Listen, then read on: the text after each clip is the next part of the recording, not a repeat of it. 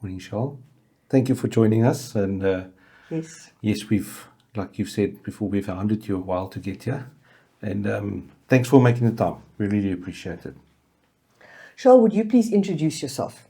Perfect. Thank you very much for having me, and sorry for not being available quickly, but it's been a busy couple of months. My name is Charl du Bois, and I am the CEO of Capespan, the Capespan Group, which is obviously a South African-based but multinational grower, packer, exporter, and importer and service provider in various countries around the world. Okay, well, thank you very much for joining us and introducing yourself. And we understand that you've got some exciting news to share with us. Indeed. So maybe the background is a lot of people will know that we've been involved in Namibia and Arsencare with the Namibian Grape Company. And that originated in 2007 was the first time that Capespan was involved there on essentially 20-year agreement with the Namibian government, who are the owners of the land. And this 20-year agreement obviously is coming to an end in 2027. And as you know, 3 or 4 years in agriculture is a very short time if you need to make capital decisions and replants and things like that. So we entered into discussions with the Namibian government a while ago and said we would actually like to extend the contract because we're really happy with the way that we operate.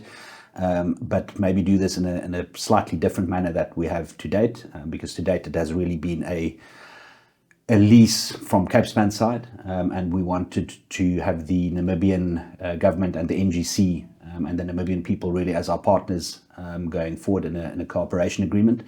So we have just signed another 20-year agreement with the Namibian Grape Company. So Capespan and the Namibian Grape Company will be in a cooperation agreement for the next 20 years until 2047 that takes us to. So that's a very long period of time.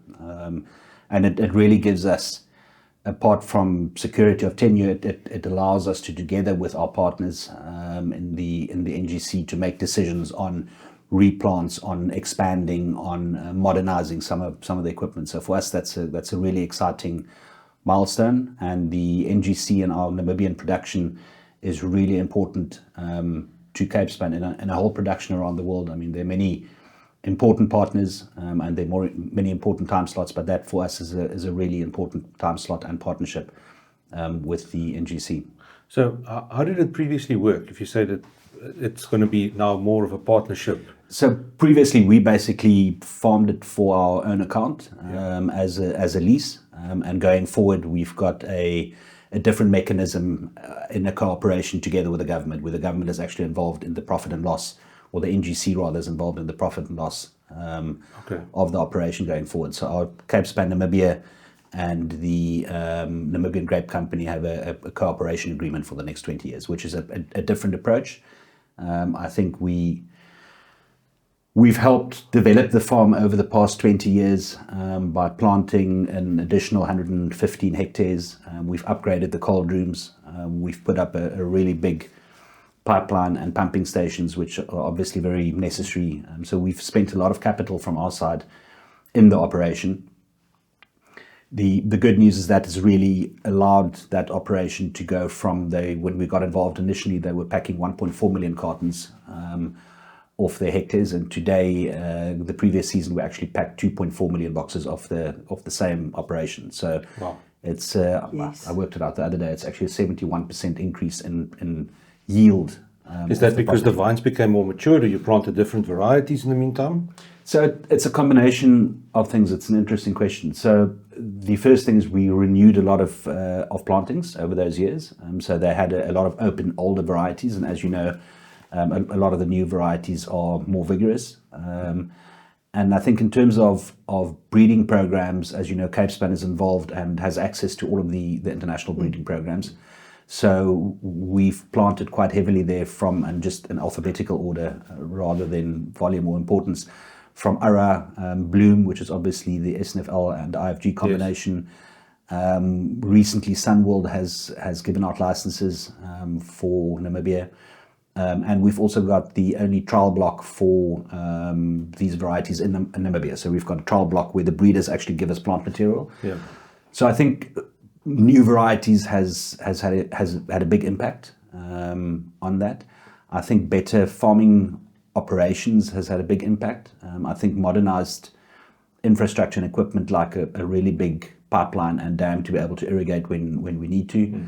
And I think expertise in farming has really helped that along. And as I said, we planted 115 hectares, which obviously helps. But the full 1 million boxes didn't come off that. It came from the existing hectares as well, just improved yield on that. Fantastic. But the announcement is so exciting. And I mean, the things have changed, the relationship is changing, that it's changing from a lease to a partnership. And I mean, in negotiating, that must have taken some doing. Yeah, I think it took us a while, in particular because we knew from the onset that we wanted to have a different form of cooperation with the NGC.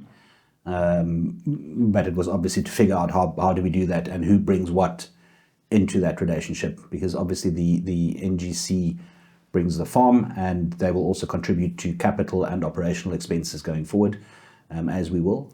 So it's a different format, but I think it brings us much closer, and there's a big financial benefit to the Namibian people as well, which previously we were helping them create jobs and building up the Alsenkirk area, but now they're actually sharing in some of the income from the farm through our cooperation.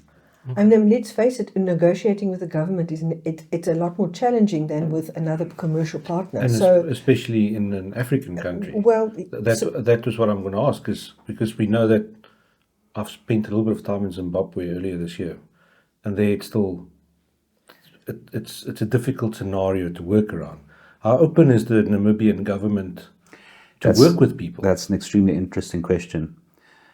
So I think, first of all, in terms of the willingness of the Namibian government to embrace big agricultural entrepreneurs, it is chalk and cheese compared to what we have seen in South Africa for many years. They are very pro-agriculture, they are very pro-private agriculture, they are very pro-entrepreneurial businesses, because they realize that this is the growth of their business. I mean, we can talk a little bit maybe if you want later about the Walvis Bay shipping, but we had last year we started the inauguration, and that's when we spoke last on that. And in the keynote speeches by the Minister of Youth, and we really have a cooperation with the the Ministry of Youth through the Namibian Youth Service is the owner of the land.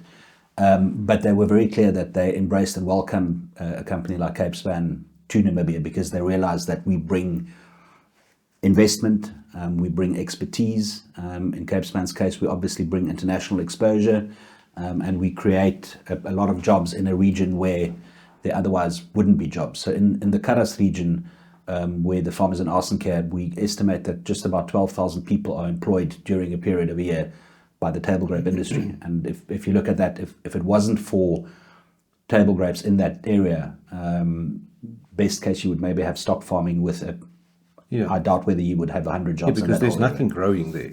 No, it's a desert area. For the people that don't know, it's like a barren piece of soil. Desert.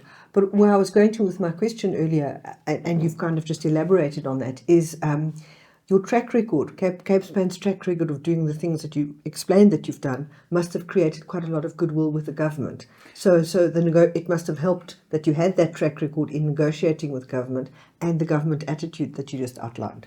And I mean, we've been blessed with the Namibian Grape Company has a board which is appointed by the Youth Service, and they are completely and utterly professional people that want the best for Namibia, for employment.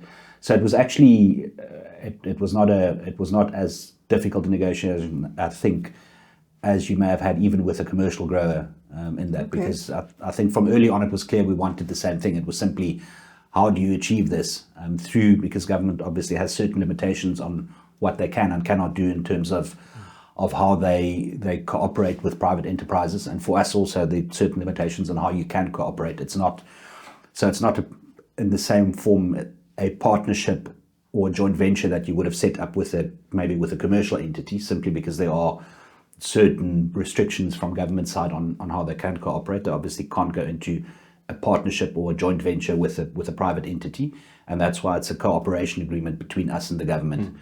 But it was I suppose, more of a technical process, because you realize in 20 years from now, most of us that were part of the negotiations and were on the board are not going to be around to Either retire discuss or whatever.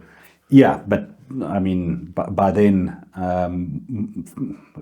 none or few of us are going to be around to say this was the original intention. So in the negotiations, we just said to each other, let's just make very clear that if someone queries this in 15 years from now or 10 years from now, that it's clear on what the intention was and what everybody's contribution is in terms of expertise, in terms of capital, in terms of money, in terms of whatever we all need to contribute, because in a relationship like that, everybody has to make a contribution. And I think we've reached a point where, from Capespan's perspective, we are very happy with what we have achieved.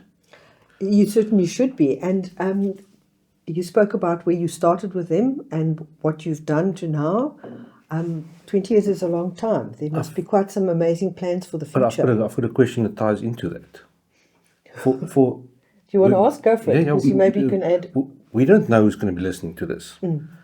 And the people listening might know where Ausenkier is. They might know why it's significant. But why is that part of the world so significant, especially for Capespan, Yes, it's a good idea. to put 40 years of the company into that?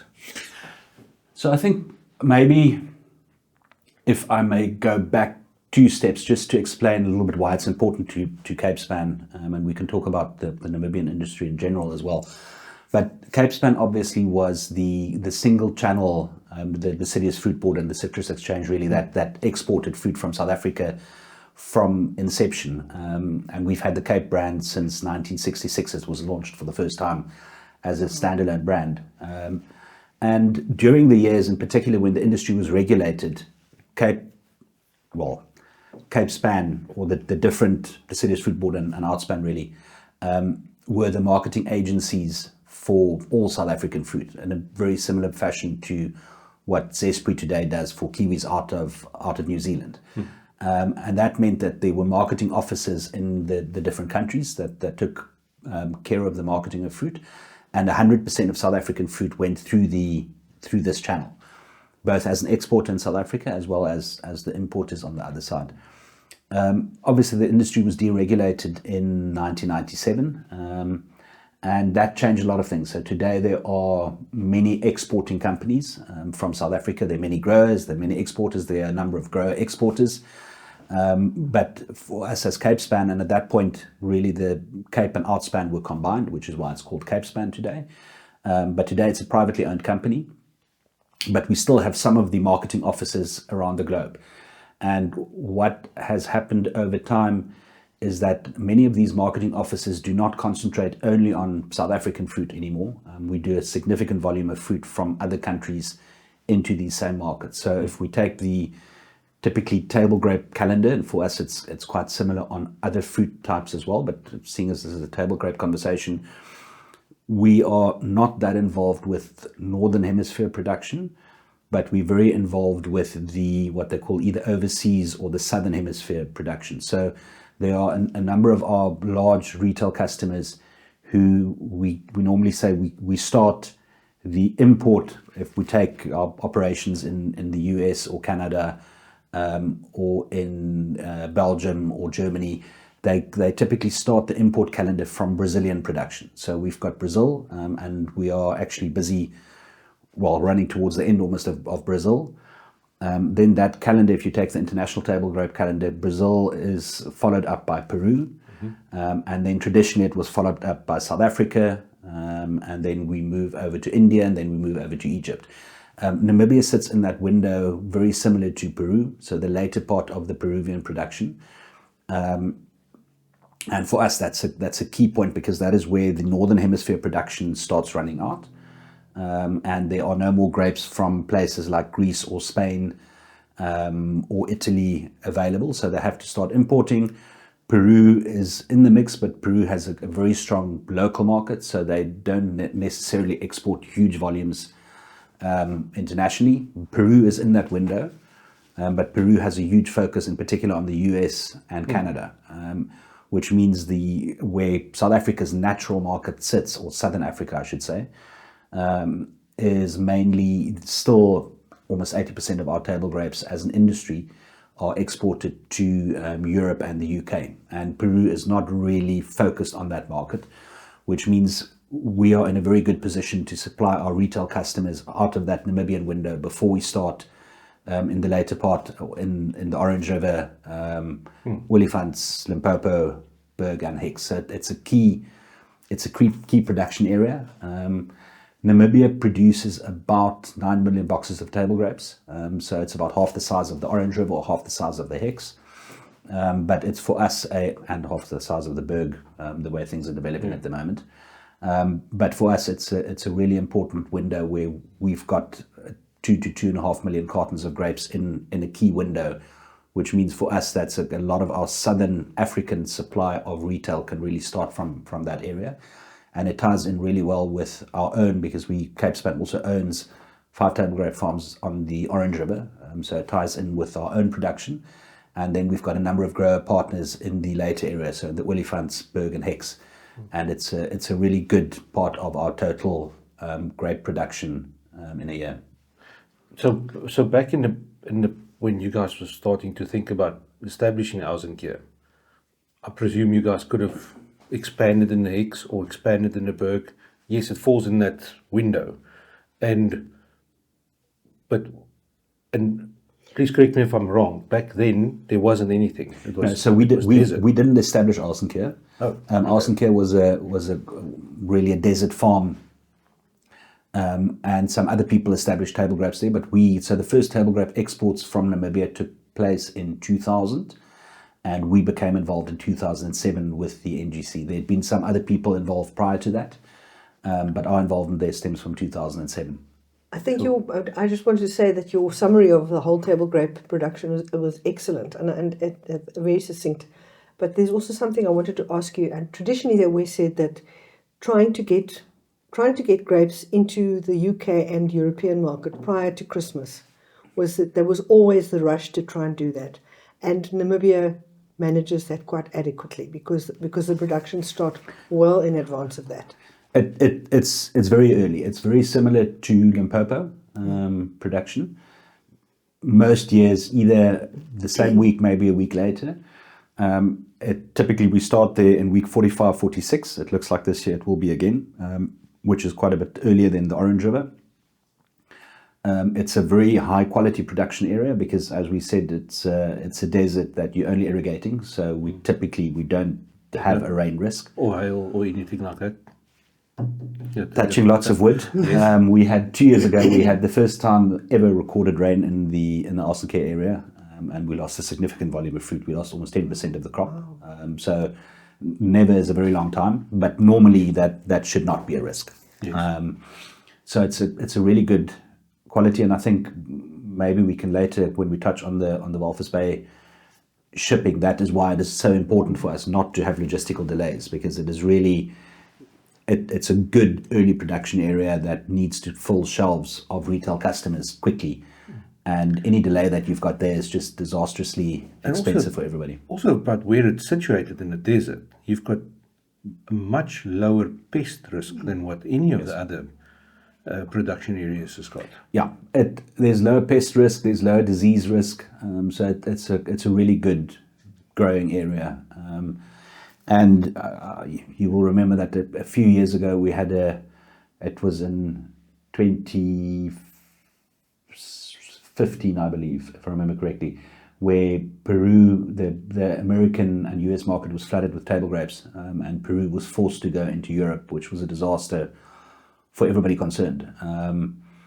And no one in the early part of the season, so Namibia or Orange River, broke even. We all had disastrous losses because of that.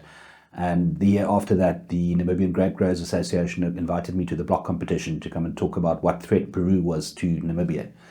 And I jokingly said earlier this year to our Namibian colleagues, I think we should have a follow-up on that conversation to discuss what a threat Namibia is to the Peruvian industry, because it's it's a very similar production environment of high quality desert fruit in a really good window, which it's good for, I think, the entire table grape industry to have, because my belief is, and wherever this growing area is, if you can produce an excellent quality product, that is good for the industry, because that drives consumption, it drives consumer confidence, it drives retailer confidence, and it drives innovation through new breeding programs. So I think it's a really exciting area. Just out of curiosity, and because this is being farmed in Namibia, does it go through Capespan South Africa or Capespan Namibia? So we've got a Namibian operation, Capespan Namibia. Okay. We typically, the exports have obviously traditionally taken place through the port of Cape Town. Yes. Because we've had all of the logistical problems that are, I think, very well reported, with weeks of delays, it has been tremendously challenging for us out of, in particular, Namibia. It's equally challenging out of the Orange River or the Willifants River or the Berg or the Hex. And I think in particular, the big challenge for growers and our grower partners in those areas, as well as our own operations in the Orange River, is you end up with a huge percentage of fruit that needs to be reworked or that has quality problems and condition problems on arrival. I mean, our industry really was built on, we pack fruit, after 7 days, it's in the port of Cape Town. Before we had carbon restrictions on vessels, we had 17 days sailing into the market. So on around about 24, 25 days, we typically arrive in market after packing.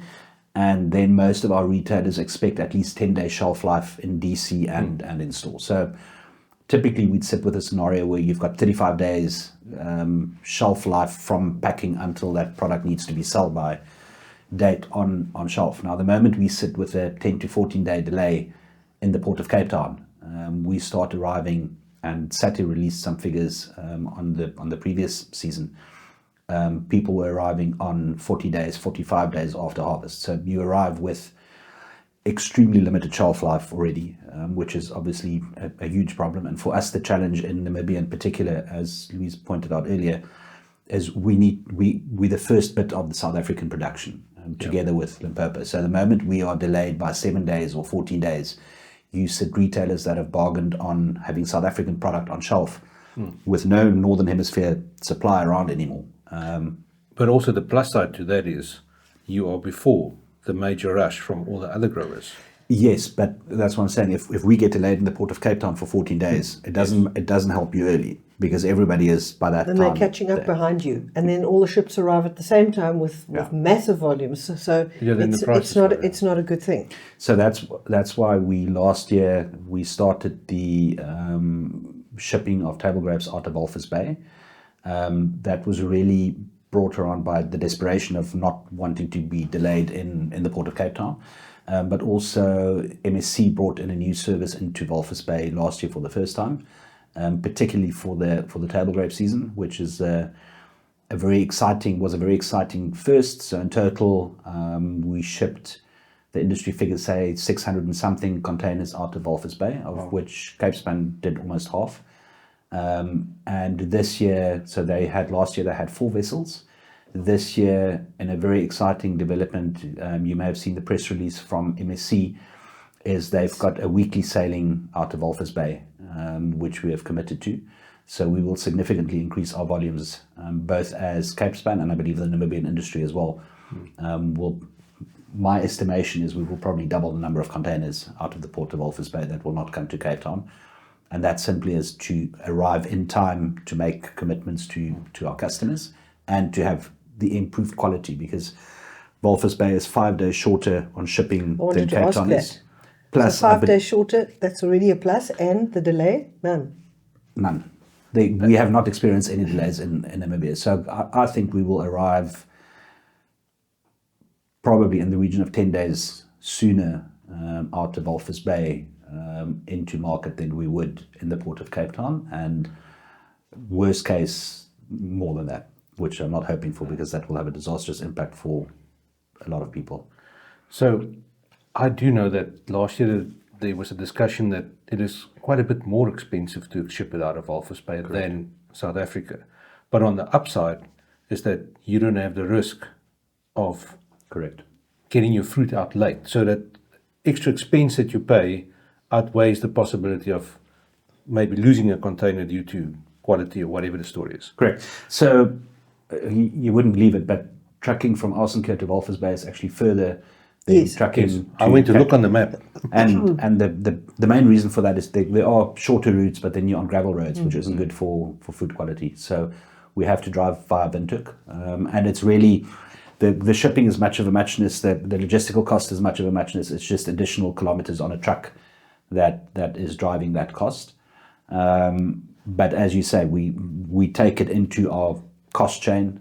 We realize that is the cost, but upfront you have certainty. You're paying for something that you know you're Yes. getting, and you're not because we could argue we hope to save some money by going through Cape Town, but that will be I think a false economy, because you will find you lose fruit in the process. I mean, last year Sati documented the quantity of cartons that had to be reworked in market, fruit that was just lost because it arrived way after shelf life. So at least in this case, we've got certainty.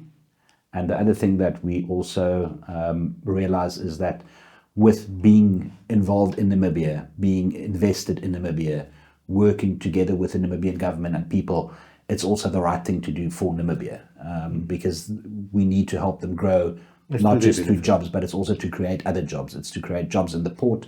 It's to create jobs in the logistics infrastructure. The port is privatized. Terminal Investments Limited, which is an MSC company, has taken over, I think, from the 1st of November. So it's a completely privatized port operation. And they are helping also grow, and we are trying to help grow infrastructure in Namibia, so that this is a possibility to have the Walvis Bay corridor from Arsenker work properly. So exciting. So looking down the road, a 20-year contract is a long period of time.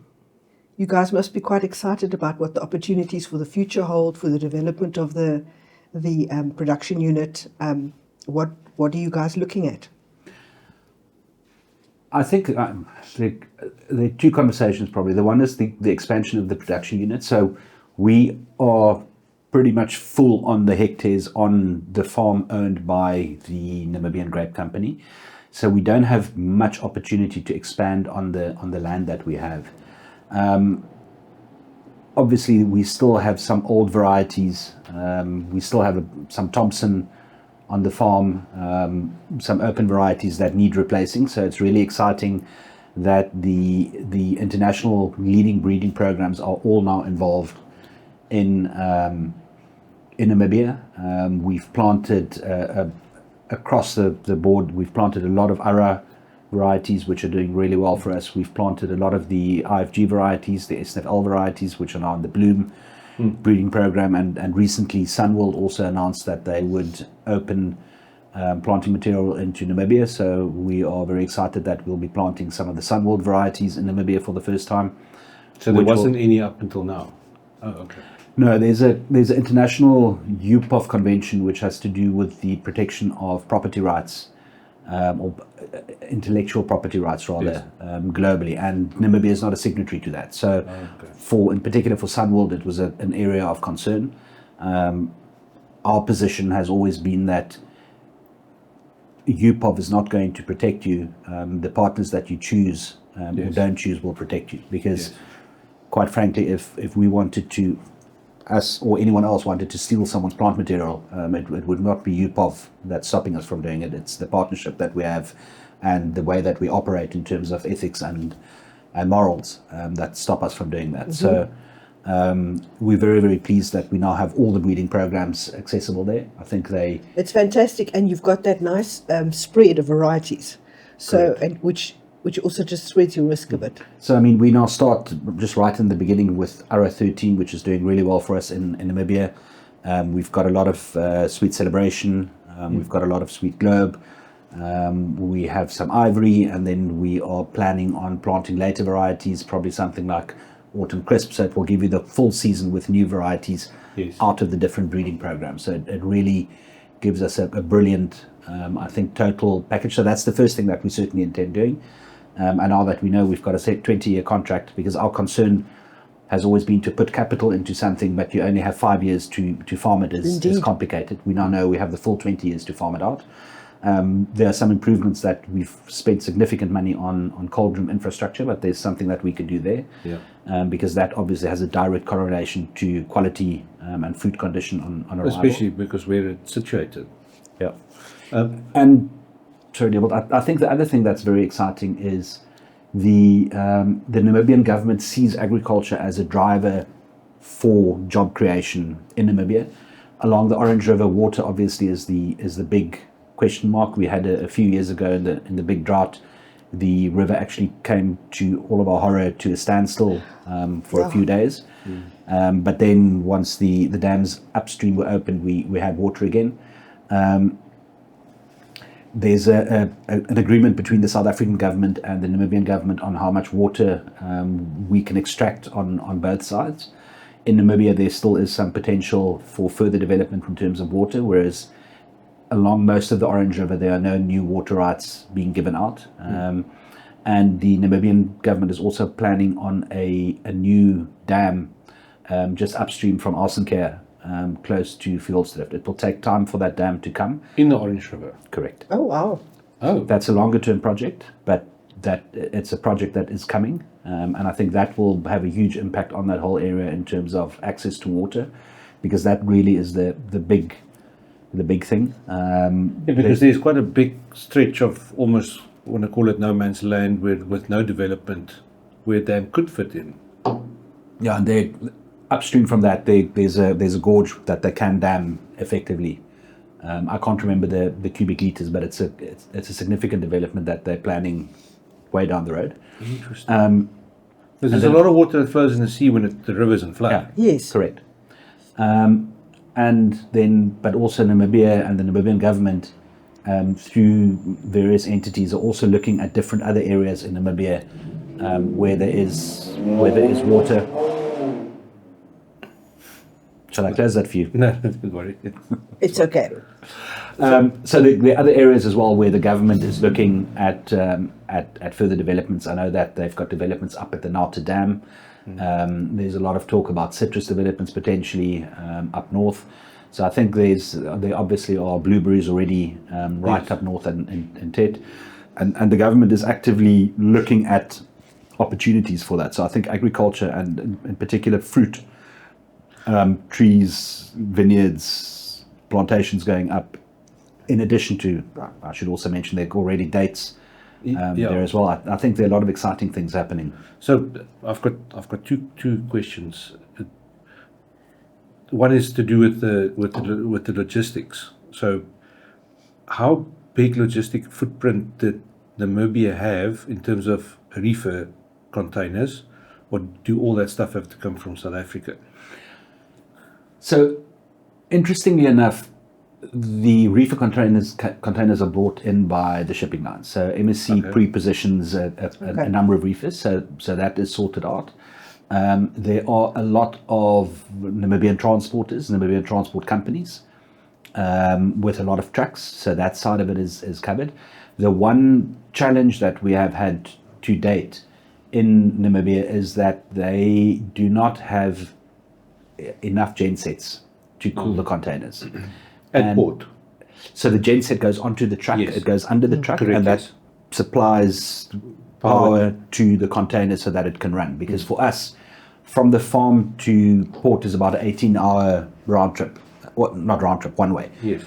So for 18 hours, we need to have that thing, the container under cooling. And as you know, in Namibia, it's often 40, 45 degrees. So even a break of, I would imagine, anything over half an hour is going to be disastrous.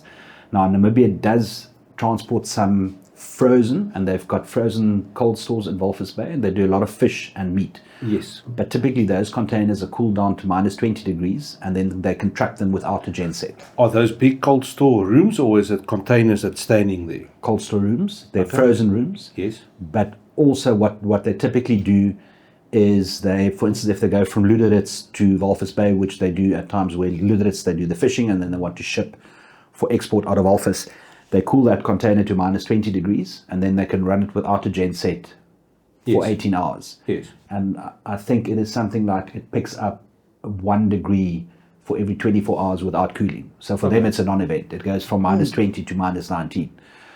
If you did the same thing in a container of grapes, you would go from 0.5 degrees, which is the set point, to probably 45 degrees in 18 hours. You would completely destroy the cargo. Yeah. Now, the big challenge that the Namibian transporters and the Namibian logistics industry has, to buy gensets for, I think it's 350,000 rands a genset, to use them for 6 weeks of the year does not make economic sense. So at the moment we are using Namibian transporters that have gensets. Some companies have provided gensets into Namibia for the transporters to be able to rent, but we have to use a number of South African trucks that operate under a cabotage permit, which is an agreement that they may operate in Namibia, and that's a permit that we've gotten from the Namibian Department of Transport, simply because they realize that without the gensets that come from South Africa with South African trucks, we cannot run reefers to port effectively. And in terms of like the existing cold storage that's there in port, expanding that to have fruit rooms. So that probably is future music. At the moment, they're all frozen stores. I'm sure they could be converted into just normal cold stores. For us, as a company, we've got a big focus on loading reefers directly in our pack houses. So both it takes out a cost factor somewhere. It's actually cost-wise, it's much of a muchness. But for us to be able to put 20 pallets packed for a particular customer in one day into a container and to have it under cooling, and to have a complete supply chain, there's a lot to be said for that. We do use conventional reefer vessels out of Cape Town as well, and we support that simply because we struggle with the port operations. But for us, it's a workable solution that we have at the moment. I think the big question is whether there will be investment in Namibia with gensets, which are the one thing that we need. I can't see it not happening, because blueberries are going to need it, citrus is going to need it. If those things come over time, I'm sure. Yes. I mean, if they manage to grow the sector, then that will be good. What I was thinking is that if you're expanding the existing cold stores in the harbour, so that there's tunnels that can take fruit in, you can just truck it with a cold truck and just reload the pallets when it's there. So that is something that I think definitely does have potential. Also, at the moment, Namibia does not have special market registration yet. So we are also involved in conversations, because obviously it would be great to have access also to the USA. It would be great to have access into China, Vietnam, steri markets, places like that. And for that, there's no steri capacity as such. Well, there's no requirement for steri capacity as such today, because they don't have special market registration. But once there is special market access, then steri will become a requirement, and then that is something that will happen. So now you've brought up the topic. So all the grapes from Namibia purely comes to South Africa and to the EU.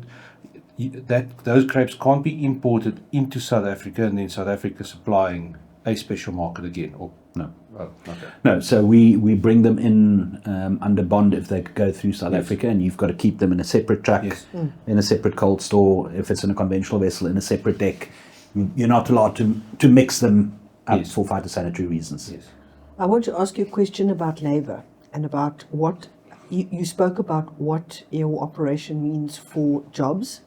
And if you look at Namibia, there's a very low population in the south, and the most populous part of Namibia is in the north. Right. So having the kind of production and everything that goes around the production, logistics and stuff like that in the south, I think just expand a little bit on who you are employing there, and what does that mean for the Namibian people, and the distance the people travel to come to work. I think maybe talk about that a bit. So I mean, typically we've got, like any fruit operation around the world, I suppose, we've got some permanent production people on the farm, and those are typically people that do irrigation, people that tractor operators, people that do jobs that are there for 12 months of the year. And then for the season, there are a lot of people that travel, Namibians that travel from the north where there are more people, down to Arsencare. And they stay for the season. So anything from pruning up to the end of harvest, they are there.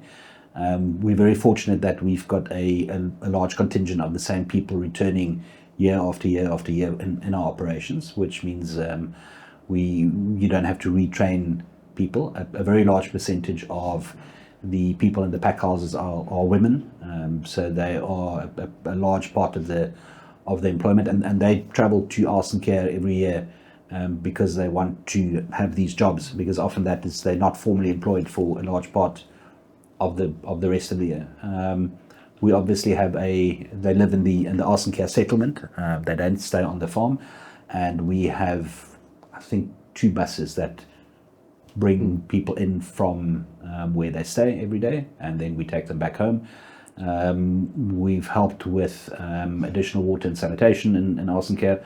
So there are projects happening also from the government that are keen to see this whole thing and the whole area expand in terms of table grapes. And table grapes are quite labour intensive, and it's quite a skilled job to know how to farm with and to pack table grapes. So I would imagine that you are providing quite a lot of skills development.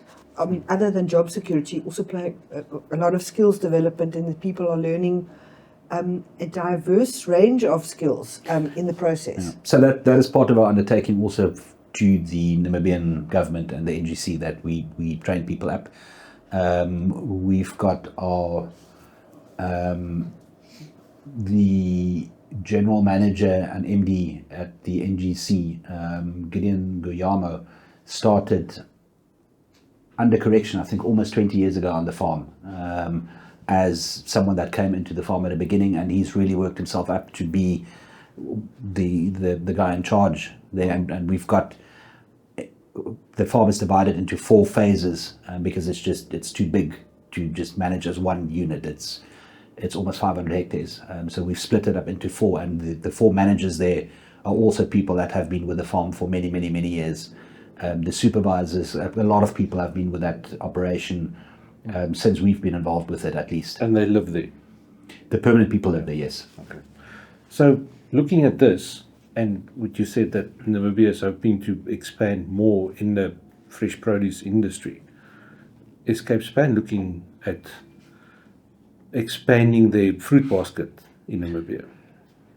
Look, I mean, in terms of the fruit basket, where Capespan is involved, and that really is in our DNA, has always been in table grapes, it has always been in citrus, and it has always been in deciduous fruit and apples and pears. So that remains our main focus. I think for a number of, there were some years where we were looking at a lot of other things, and it became probably too broad. I think the moment you get involved with bagged salad, this is not your DNA anymore. So we've refocused back to the things we really know how to do. We've always said, and I think there are a lot of interesting things. I mean, we spoke about the blueberries, like obviously avocados. I think there are a lot of very interesting things. We've always said if we get involved with something, we want to do it properly. It's everything we do. We need to have a big stake. It's got to fit in. So that maybe is a question for another day, but certainly in the short term, for us, table grapes makes a lot of sense. It's a plug and play. We understand the risks, but we understand the opportunities. We've got access to all the right breeding programs. We've got the right customers for it. So that's a very easy thing to really build on. On citrus, it's exactly the same. If there is citrus development in Namibia, I think that for us would be very interesting for the same reason: breeding programs, customers, yes, understanding the product. It's something we farm ourselves as well. Apples and pears, I think, is more complicated because Namibia doesn't have cold units for that. But certainly, I think we are very excited about what is happening in Namibia, and I think the Walvis Bay corridor. So there's a lot of transport coming out of Botswana into Walvis Bay. There's a lot out of Zambia. There's a lot from Angola coming down. I think that will only grow, and having that logistical node, I think makes a lot of sense. Yeah, that's Namibia is interesting. Very. I've got a different question. We touched on the whole deregulation process and the changes that brought, but that also brought massive changes for Capespan, in that you were a South African only company is supplying international places, but now you have become a global company. How has that changed the ethos? How has that changed how people see Capespan? It's quite a thing to grow from being a South African company to being a global company. And to join onto that, how was that transition from being the single marketing channel to now becoming its own business? It's quite it's a broad question I'm asking, but just give us what your take is on that. Some of it I can answer. Some of it in 1997, I was still at university. I can't answer, but I'm sure we can get people that can answer that. Look, I think the ultimate, we talk about something like Uber disrupting an industry. I think the ultimate disruption is if you are a monopoly and you are deregulated, and one day you are the only operator with 100% of the volume, and tomorrow, you know how many exporters there were the day after deregulation. You quickly had 100 people running around, all trying to export. I think in the first year alone, there were 20 new exporters, some of whom knew exactly what they were doing. Some of them probably didn't know what they were doing. So that had a lot of change in the industry. I think there were some very disruptive years. I think the industry has had the opportunity through private investment, through being completely deregulated and open, to really grow. I don't think we would have the size of the fruit industry we have today had it not been for deregulation. For Capespan, I think it was painful for some years, but I think for the industry as a whole, it has been very positive. I think our ethos has always been that the grower needs to be able to survive and to grow. We've also in the process become growers ourselves. Yes. So where some growers have become exporters, we've been an exporter and an importer that has become a grower. And I think we all live very much with our boots on the ground,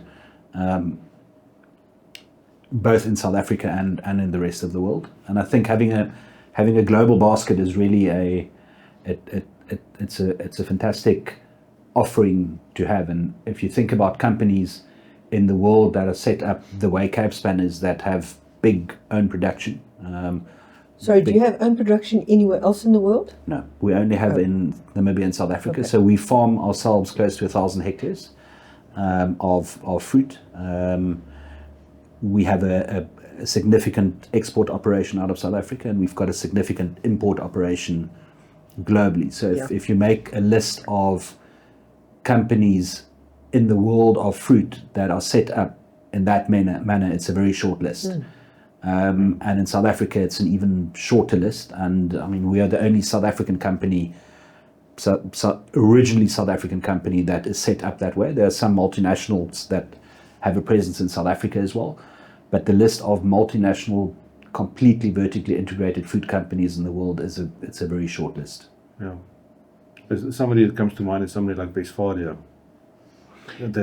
Yes, sure. Westphalia would be a good example. People like Dewald. There are some companies that are set up that way, but that's why I'm saying if you really make a list of how many people have production, export, and import in a number of countries with big offices or offices that manage a big volume of fruit, it's a short list. Wow. And you have an incredible history. Capespan has the history it has, and you have the brand, which I know there were contentious times about the brand when things changed, but you still have that brand. So it's well known and has been known for decades.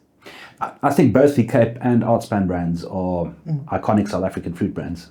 Apart from being the oldest, they're still, I would like to think, the best recognized out of South Africa. And they still have a global presence. I have not come across anyone in the world of fruit that you talk to about either Cape or Artspan, and they've not heard of the brand before. So I think it's a proud tradition. Yes, and indeed. a privilege to be custodians of that. I was in a packhouse the other day, a citrus packhouse, and there was Artspan boxes, and it was like it almost feels like it's old.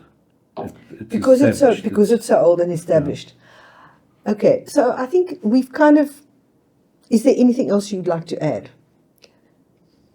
No, I think we've covered most of it. I think there are one or two follow-up conversations that we can have about Yes. some of the points that we touched on. And if there are any other developments in Namibia or otherwise in the world of Capespan, I definitely will touch base with you. And But it must be hugely exciting to have reached this point after many years of negotiations that pen is being put to paper on this, and there's this 20-year opportunity that lies ahead for Capespan and the Namibian government together.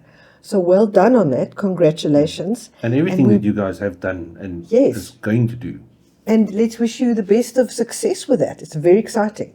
Thank you. Thanks so much for joining us. Don't you have a question for him? That's our closing tradition. Is we have a random question that somebody else has given us for the next guest. So they don't know who they're leaving the question for, and it is what it is. And we're going to get one from you when we're done.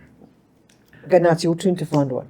No, but it was still on your phone last time. Okay, so we'll just take a break. Let me find my phone. And here's your question, Charl. You have made a success of your career. What would you say were, in single sentences, were the 3 most defining actions and reasons that helped you make a success of your career? No pressure. so that's a question that maybe I should answer in 20 years from now and not today. No, but just what comes to mind? I think what comes to mind is partnerships and trust in people.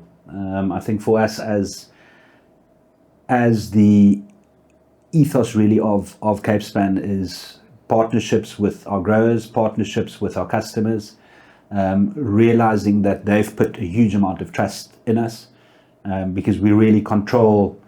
If it's a grower partner, you control their livelihood.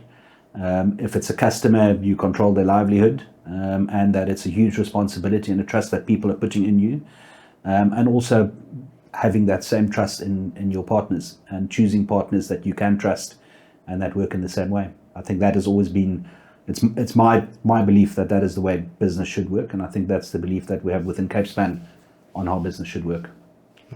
Fantastic. Thank you so much for joining us, and we wish you well for the future. Yes. Perfect. Thank you so Thanks a much. lot. It would be nice to show you around on Arsencare Farm together with the NGC. That We'll will be happen there. at the moment. We'll That be will there. happen. Perfect. If we can come, we'll be we there. always say, if some people ask if you've been there, we say not yet.